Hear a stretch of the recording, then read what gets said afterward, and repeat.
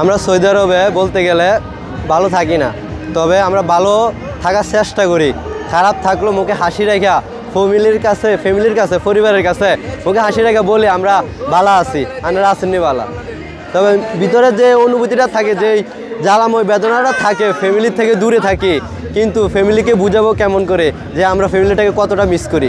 অনেক মানুষ আছে যারা কিনা বুঝে যে প্রবাসীরা মানেই খারাপ মানুষ, খারাপ ছেলে যারা প্রবাসে থাকে, কিন্তু না, আমি সেই মানুষগুলোকে চোখে আঙুল দিয়ে বলে দিতে চাই প্রবাসীরা খারাপ হয় না, তারা ভালোই থাকে, কিন্তু মানুষের কাছে খারাপ হয়ে থাকতে চেষ্টা করে যাতে মানুষ তাদেরকে কাছে টেনে না নেয়।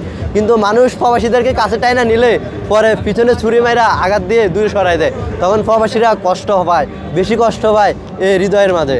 দেশের জন্য যে মায়াটা, সেটা বলা গেলে মায়ের সমান দেশটা আমাদের, তো মায়ের সাথে তুলনা করা যায় দেশকে আমাদের।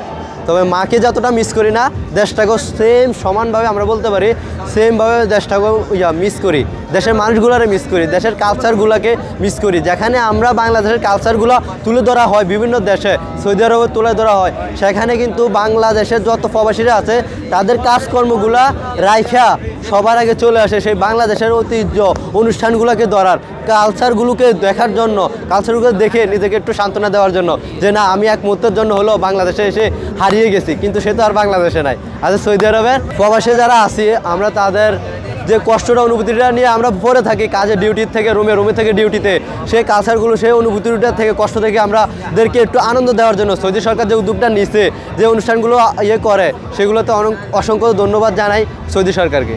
যে আমাদের সৌদি আরব থেকে বা নিজের রুমমেট, নিজের আত্মীয় স্বজন, ভাই ব্রাদার যারা এখন দেশে যাইতেছে, তাদের থেকে এখন একটা গল্প শুনি সবার আগে, যে বাংলাদেশের এয়ারপোর্টটা এখন চেঞ্জ হয়ে গেছে বা সামনের দিকে আরও চেঞ্জ হবে। আশা করি চেঞ্জ হোক, ব্যাটারির দিকে যাক, ভালোর দিকে যাক। বাংলাদেশের শিক্ষিত মানুষ যারা আছে তাদের ভিতরে সবথেকে কম শিক্ষা তো আছে, কিন্তু মনুষ্যত্বটা নাই।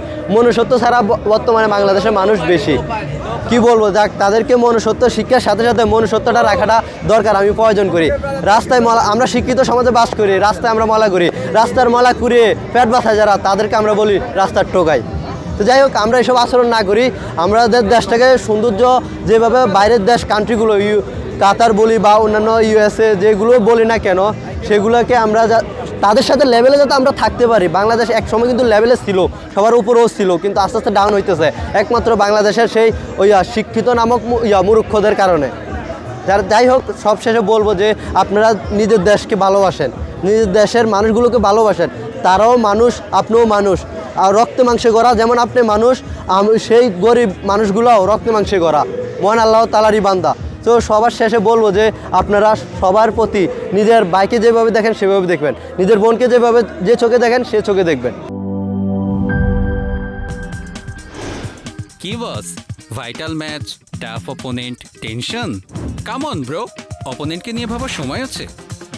আসল অলরাউন্ডারের কাজই তো হলো যে কোনো টাফ সিচুয়েশনে টিমকে অলরাউন্ড প্রোটেকশন দেওয়া।